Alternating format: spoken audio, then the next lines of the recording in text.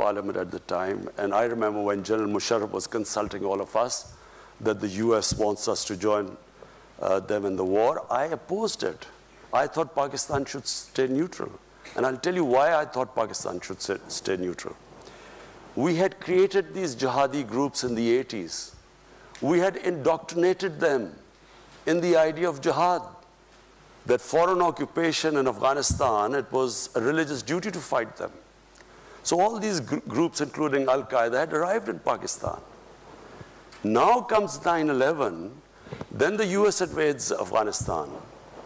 And now we are trying to tell these same groups who had close links with the Pakistan army, because they were created by the Pakistan army, now we are telling them that no, it's because the good guys are there, it's no longer jihad. Now, obviously, a lot of them turned against the Pakistan army, because Pakistan army was then trying to neutralize them. So what we went through, and I just briefly mentioned earlier, it was the worst time in our history. These groups turned against the Pakistan army and the state of Pakistan. And not only that, there were linkages between, clearly there were linkages between these groups and the Pakistani security forces, because they had created them. So we had insider attacks, we had, the GHQ was attacked, generals were killed, ISI headquarters were attacked. The army, at one point, the army could not go into the cities in military clothes or with military cars. It was that bad at one point. And then, of course, the second thing was the tribal areas. We should never have sent army into the tribal areas, because the tribal area per capita was the most weaponized area in the world. For people who don't know, tribal area is the border between Afghanistan and Pakistan. It was always an autonomous area. The British never occupied it during their rule since 1890. So it was an autonomous area. It ran by its own rules. So in 2004, under pressure from the United States, Pakistan army went into the tribal areas to flush out Al-Qaeda.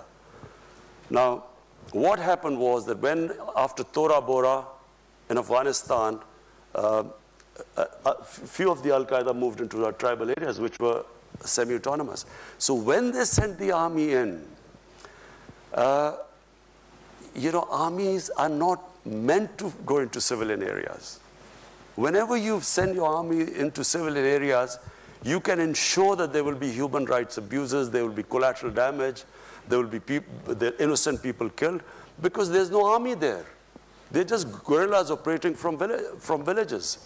So, the collateral damage created what became the Pakistani Taliban. There was no Pakistani Taliban before. So we then had the people of tribal areas suffered. One point there were these militants, the other side was the Pakistan army. Half of the tribal area was then internally displaced. The damage, we still haven't, the amount of damage done in the tribal area, we still haven't got the resources to compensate them. So basically the country went through hell. In my opinion, we should have stayed neutral. That way we would have had control over these militant groups, and we could have in our own time neutralized them. But because we became a part of the US war, they turned against Pakistan. And so now what I feel, there was a watershed in Pakistan, in Pakistani politics. In 2014, the TTP, the Pakistani Taliban, they slaughtered 150 school children in what was called the APS, the Army Public School. There was a reaction within Pakistan. All the political parties then signed a paper called the National Action Plan. And we all decided after that that we will not allow any militant groups to operate inside Pakistan. Until we came into power, the governments did not have the political will, because when you talk about the militant groups, they still have about 30 to 40,000 armed people who have been trained and in some sort of a theater, who fought either in Afghanistan, maybe in Kashmir. So we were the first government who has now started disarming all the militant groups. This is the first time it is happening. We have taken over their institutes, their seminaries. We've got administrators there. So it is the first time in Pakistan that we have decided there will be no armed militias inside our country.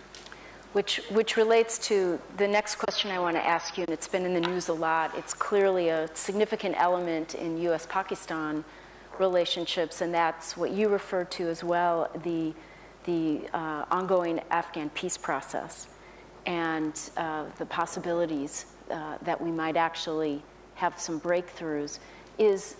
And building on what you just said, is the Pakistan government able and willing to make the commitments to really help move these dialogues forward, especially in the event that the Taliban and the Afghan government aren't able to get a meeting organized? It's just for people's benefit. The fear amongst the Pakistan military establishment was always that there would be a two-front situation. So there would be, the Eastern Front, which is India, and then if Afghanistan was also in the Indian sphere of influence, then Pakistan would be sandwiched between these two. And so this was always the worry about the Pakistan military establishment, and which is why they wanted what was called the strategic depth. But this has changed. Today, there is no concept in Pakistan of strategic depth, because we feel that by interfering in Afghanistan, in order to secure the strategic depth, we have actually done a lot of damage to our own country. And for no rhyme or reason, we have become partisan in Afghanistan's internal affairs. Now, and I speak for Pakistan Army because, normally there was that, there's Pakistan Army is this independent entity, and, the governments have no control over it. I can sit here and tell you that as I speak, the Pakistan Army is exactly behind the government's program. Whatever our policies from day one we've arrived, peace with India, they were behind. When I decided to release the Indian pilot who had been shot down in Pakistan, the army was right behind me. So we today speak as, that there's no difference between the policies of the Pakistan security forces or the Pakistan's democratic government. And we believe that we should not ever interfere in the internal affairs of Afghanistan. Let the Afghans decide what they want, what sort of government they want, and we should facilitate the peace process. So this is the big difference now. Okay. We are all on the same page, and fortunately now that the United States is on the same page too, because, after, the Einstein's definition of madness, trying to do the same thing over and over again and expecting a different result, 19 years of conflict. And if they had gone, thank God for President Trump, I mean, this could have gone on for another 19 years without any result. But it sounds like you're willing to use your leverage with the Taliban to facilitate the peace process. You see, which is a big welcome change. The Taliban delegation wanted to meet me a few months back, and when I became the Prime Minister. And it's because I always maintained that there was no military solution, while everyone else in Pakistan's political spectrum kept sort of agreeing that there was some military solution. So because of that, I had a certain amount of credibility amongst them. They wanted to meet me, but the Afghan government at that point did not want me to meet them. So I did not meet them, but now when I go back, after meeting President Trump, and also I've spoken to President Ghani, now I will meet the Taliban, and I will try my best to get them to talk to the Afghan government, and so that the election in Afghanistan must be an inclusive election where the Taliban also participate in it. Great, thanks. I want to ask something that's very important to people here, and that is the view that in Pakistan, censorship and harassment of the press, of activists and dissenting voices, of women, is on the rise. And you just spoke very eloquently about a new Pakistan, talked about the inequalities that have plagued the economy. And I'm curious, what are your thoughts and commitments about also protecting the pluralism and the freedom of speech and of the media that's so important to a democratic Pakistan? Just let me say one thing. My government, and time will prove this, will be the most inclusive government in Pakistan ever. We will try, we have already now ensured full protection for our minorities. We have, I won't go into detail, but there's one element where we still have a problem. But what we have done, no government has done before. And I'll give you an example that there was this case of Asia Bibi. She was this Christian woman who was jailed, and no judge would try them because of blasphemy.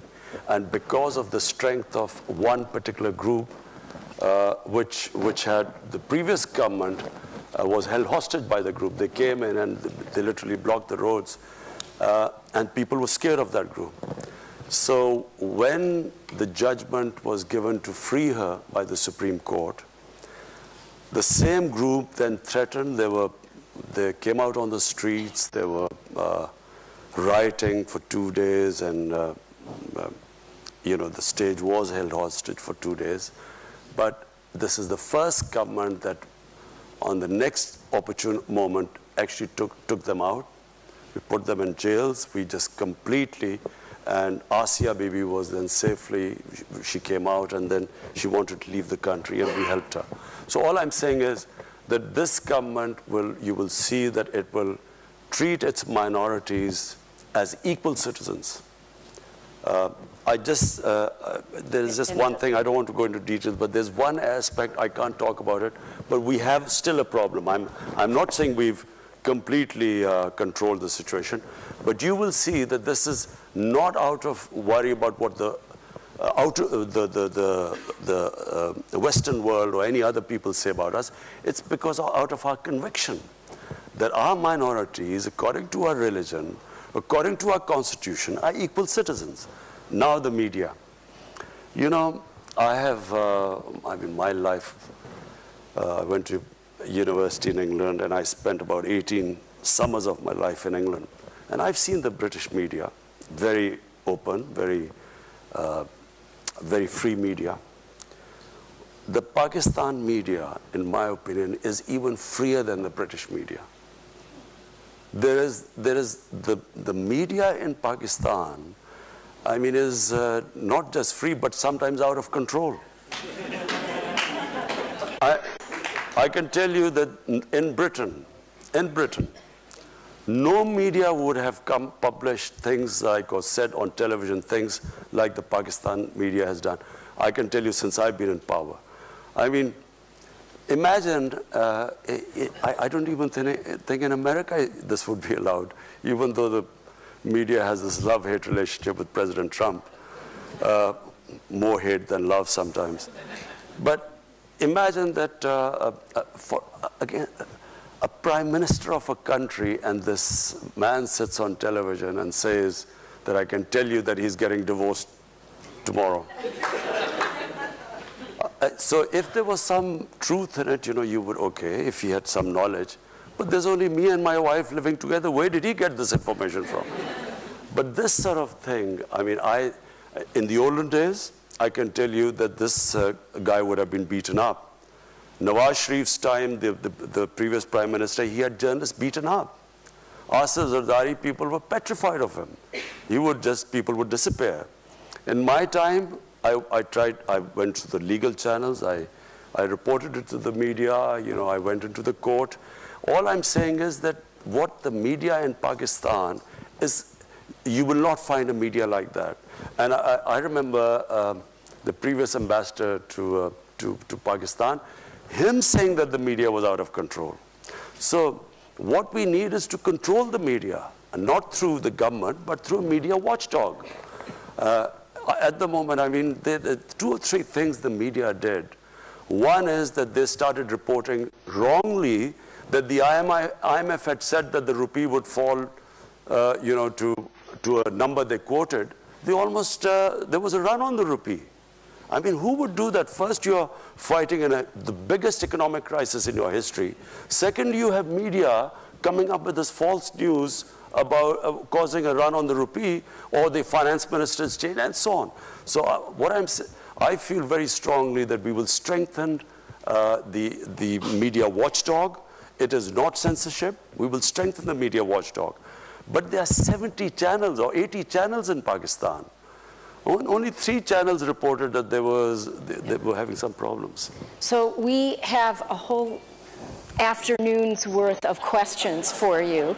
But before I go, I just need to ask you one last question. It's very important for USIP's mandate, and that is the number of international NGOs that are raising concern about the increased difficulty of working in Pakistan. And, fully understanding that the government has a role in registering these groups and in regulating the space, many of them are complaining of a very arbitrary process that ultimately is hampering very genuine efforts to work in partnership with Pakistani organizations and the government, and examples of forced expulsions. Is your government committed to addressing this issue? It's been going on since before you took office. And I think there are hopes that you might be able to do something to make it a more transparent and fair process.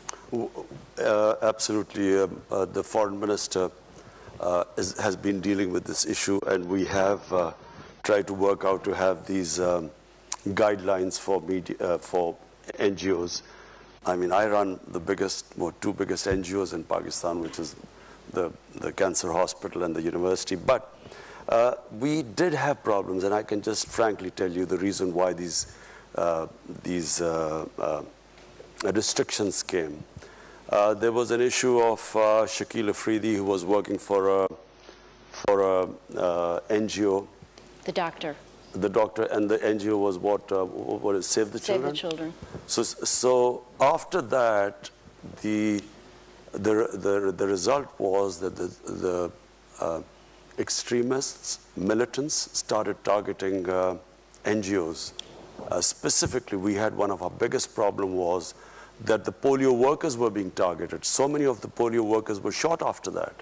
So after that, we are trying to streamline it, make sure that this doesn't happen again, because that affected the activities of other NGOs. In fact, one of the NGOs gave a statement condemning that NGOs should not be allowed for espionage or that sort of stuff. But we are already looking at it. There were 3 German NGOs which had left Pakistan, but after being cleared, they've come back, and we're looking at a case-to-case basis. I know there'd be great appreciation for that. So, number of questions, none of them small. Here's from Twitter. Any progress on restarting the U.S. security assistance? Some of these we can make rather short. No, I never asked for any assistance. Okay. Also asked for understanding, not assistance. Also from Twitter, what's an ideal Kashmiri solution from the Pakistan perspective, and one that you believe the Pakistan people will accept? I think it should not be the Pakistani people anymore. It should be what the people of Kashmir want. And that really is the only solution. What do the people of Kashmir want?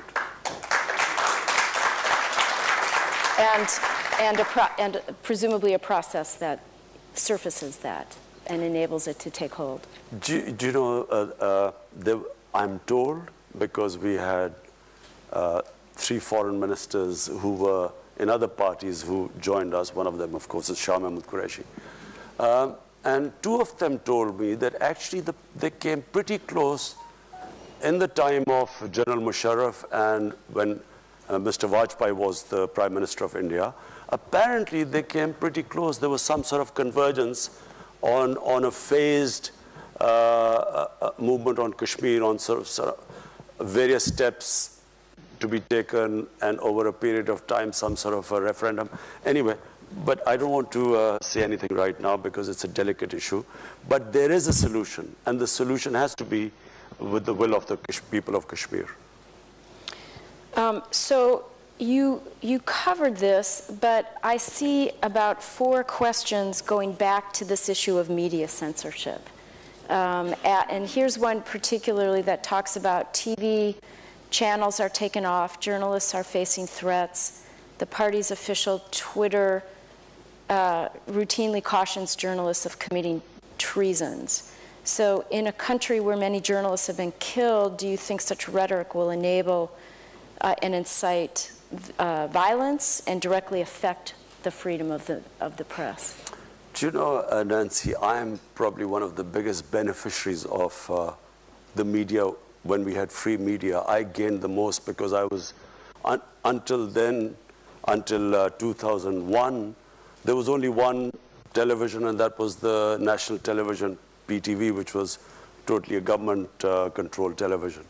So with the independent channels coming in, I became the biggest beneficiary because we didn't have any money. I mean, my party was pretty small for a long time. So I was able to go on television and give my point of view. And that's how my party gained, because I had a way of conveying my manifesto, how I would deal with various issues. So there is no question in Pakistan of ever clamping down on the media. I can just tell you that. There is no question.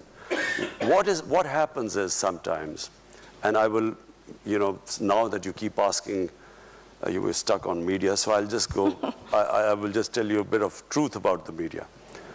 There is, as Lee Kuan Yew once famously remarked, what was sometimes called freedom of speech by the media or freedom of expression is sometimes the freedom of the owners of the media channels to conduct whatever they want to do. So in Pakistan, what we had the situation where here we were fighting. I don't know how many of you know of the Panama Papers, the Panama Revolutions. So this Panama Revelations came about like the WikiLeaks, and our prime ministers, we discovered that he had these luxury apartments in London, most expensive Mayfair, he had these 4 luxury apartments. So like a opposition, like anywhere in the democracy, we asked him, where did you get the money to buy these flats? And then started this whole movement to get him to answer these questions. Now, there was a court case in the end, and in the court, he was convicted. But do you know there was a media channel, one of the most powerful media channels, they did everything to protect him. Now, this is not what a media is supposed to do. The media did everything. They covered up for him, not just protecting him. I, who was asking my democratic right, a question to asking someone, where did you get the money? I was attacked, personal attacks. I mean, the sort of attacks I faced, no political leader I challenged, no political leader would have gone through the sort of personal attacks they went, because, they couldn't attack me on my, on integrity, so they went on these personal attacks. So this is not normal for media to do this. Media is not supposed to do this. Media is supposed to be a watchdog, to bring out, play the role of an opposition. But they're not about personal attacks and trying to blackmail you. We just had another case right now. There's a judge who convicted the previous prime minister. Now this judge, the opposition brought out a video blackmailing him about him with some compromising video with some woman. They brought this up. This happens in Italian mafias. It doesn't happen in democracies. So, I mean, sometimes, I firmly believe that eventually we will have to move where the media owners will have to disclose their source of income. Just like anyone else, they'll have to say, how much tax do they pay? What is the source of income? Even if you ask them how much tax you paid, some of these media say this is it's against freedom of expression. So looking at it from that perspective versus a censorship regime, but more of a transparency effort is the focus. And Nancy, accountable media. Media should also be accountable. You can't have a media sort of protecting criminals in a society. Okay, we're going to move it the conversation. Here, there are a number of questions about Afghanistan. I think you've covered that. But here's one specifically asking, how do you view the peace talks about Afghanistan hosted by both Russia and Uzbekistan? You know, we should really get all the neighbors of Afghanistan involved with the peace talks, because this is, it should be the interest. Pakistan, the United States, and Afghanistan. These three countries today are the most interested in having peace in Afghanistan. But not all neighbors are interested in peace in Afghanistan. Because, you know, for various reasons, people have their own, other countries have their own agendas. So I firmly believe that the US should try and co-opt as many countries as possible. Because there will be people who will be trying to, put a spanner in the works. And so if the neighbors are all involved, there's a much better chance of the talks going smoothly. And speaking of neighbors, there's a question saying, and you mentioned this in your opening remarks, what role can Pakistan play in easing the rising tensions with Iran and a number of other countries, including the United States, without damaging some of your other relationships? How are you thinking about that? You see, Pakistan is, we're really indebted to Saudi Arabia, we're indebted to UAE, because the way they came forward, you know, when we were confronted with this, when we took over government, we only had 2 weeks of foreign exchange reserves. So we were staring at a default, and these countries came forward to help us, and so we are really indebted to them. But my worry about Iran is, I'm not sure whether all the countries realize the gravity of the situation if there's a conflict with Iran. People don't understand, this is not going to be the same as Iraq. This could be much, much, much worse. It will have great consequences for Pakistan, adverse consequences for our country. It could unleash terrorism, which people would forget Al-Qaeda and those types, because the Iranian, the Shia element in Islam is very cohesive. They have a much greater sense of martyrdom than the Sunni Muslims. The battle might be quite short if it goes ahead and, bombing airfields and so on.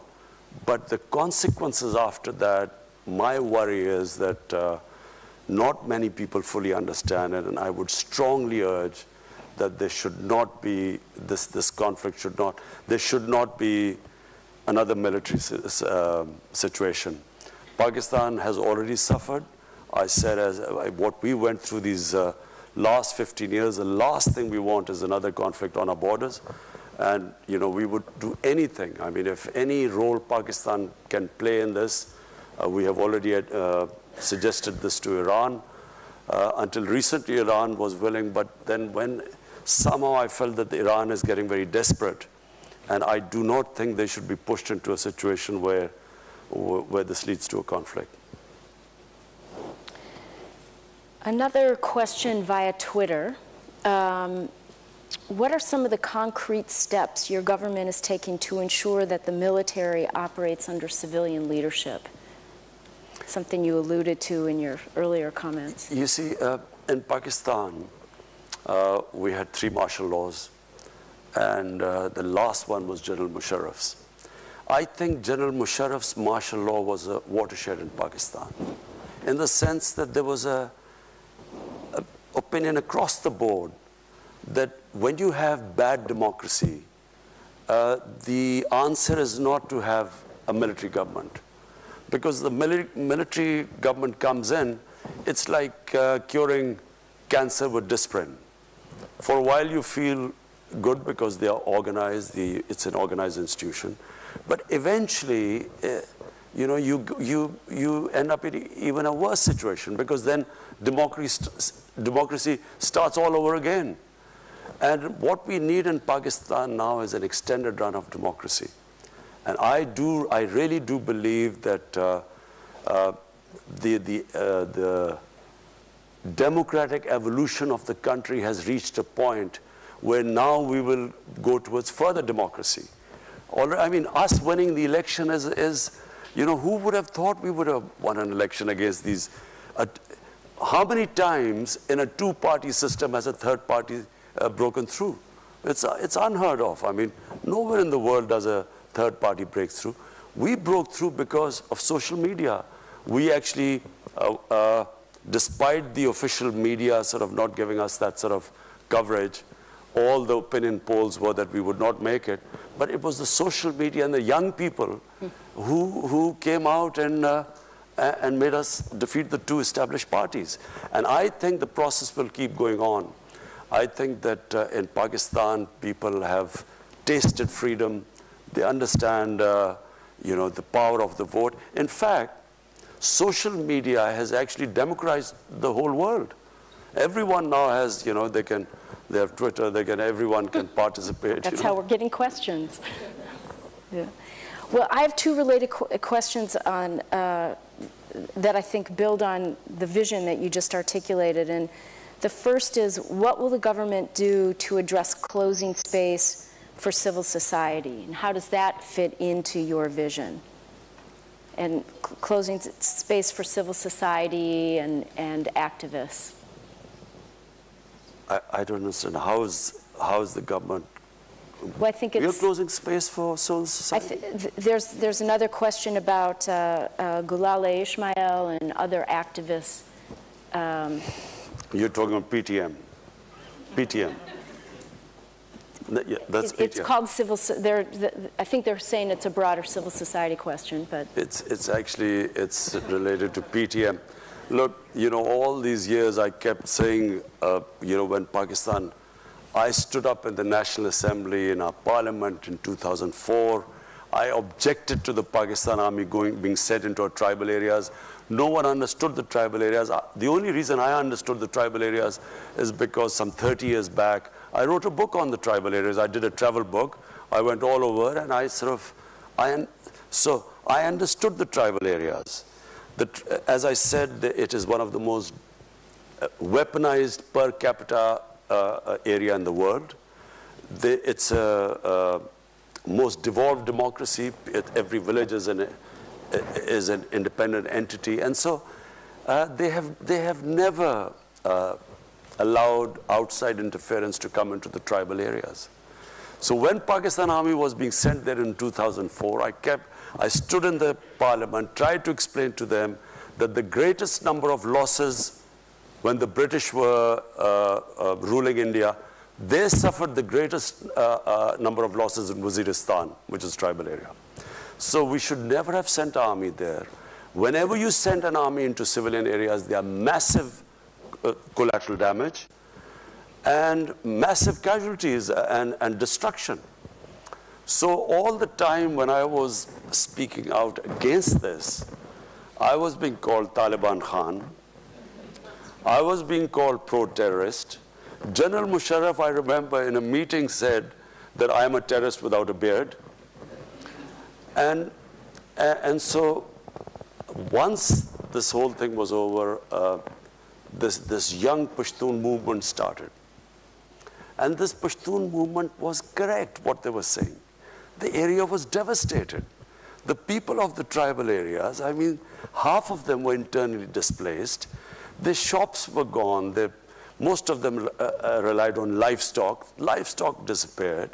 The whole area was, as it is, tribal areas before 2001, 75% of the people were under the poverty line.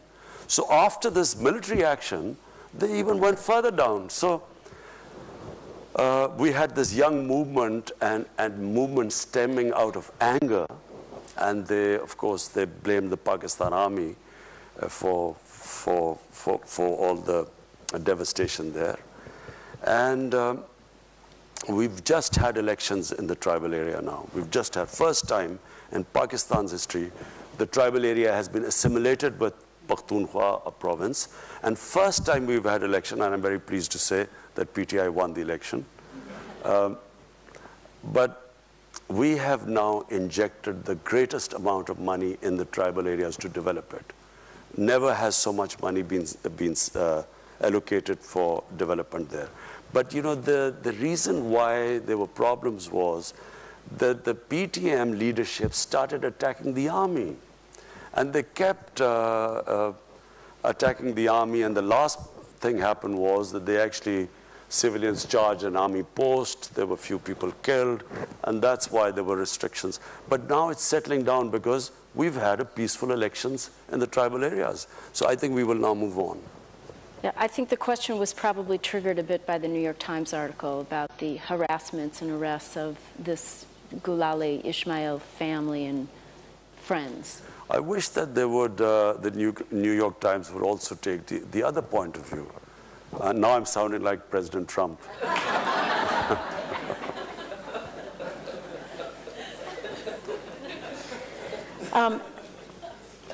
So we have time for just a couple more questions. The U.S. has been asking Pakistan to do more in the context of terrorism. It relates a little bit to what you were saying. They particularly were asking Pakistan to do more in the context of JEM. And after the arrest of Hafiz Saeed, is this it? Will he stay in custody this time, or will he be allowed to go off again? Now, you ask, first, we want an independent justice system, and you want me to predict what the justice system would do. Now, look, let me just say, I repeat one thing again.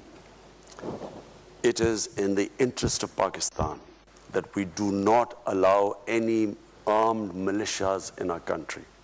We have suffered. The country has suffered sectarian attacks. We have had the worst situation. It has affected our investment. Pakistan has not, it has destabilized us. This whole thing, Pulwama, this, what happened in February last year, it was clearly an indigenous thing. It was a Kashmiri boy radicalized by the brutality of the security forces. He blew himself up.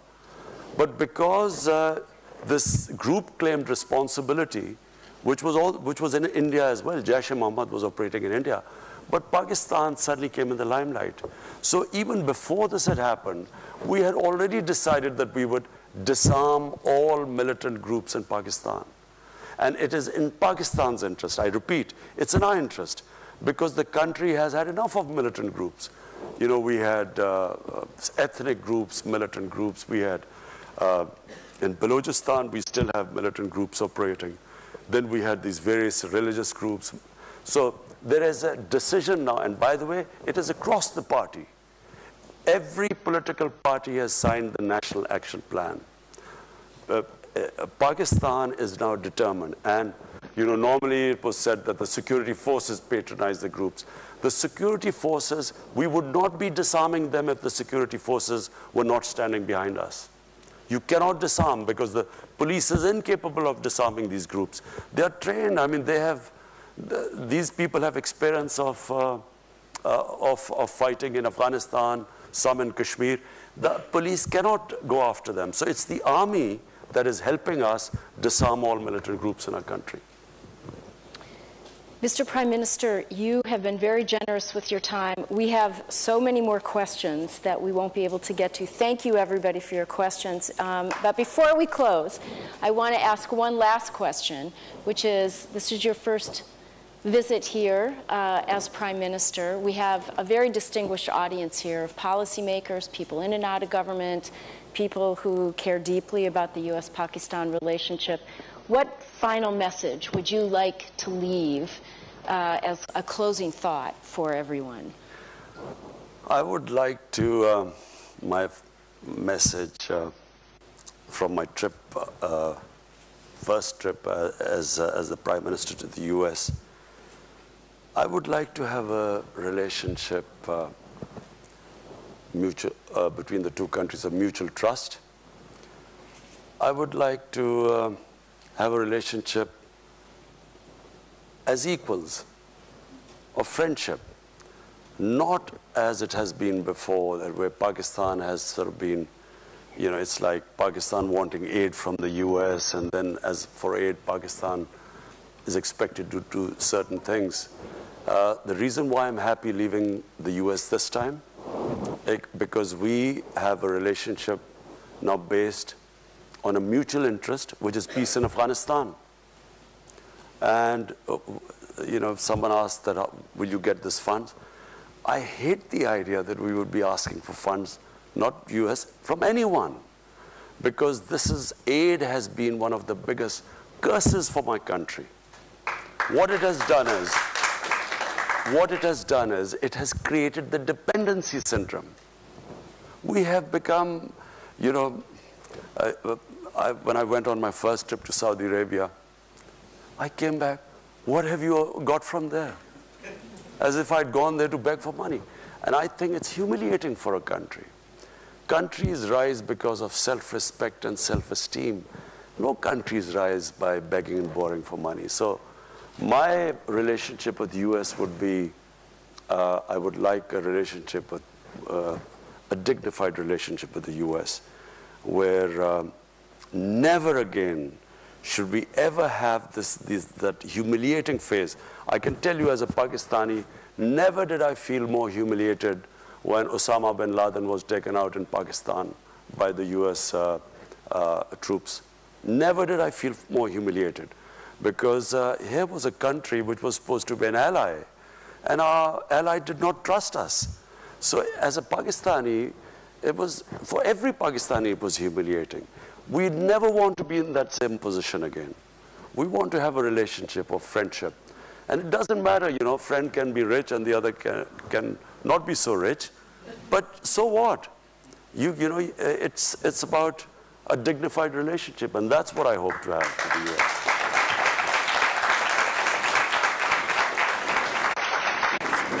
I'd like to present you with a small token of our appreciation for your visit here.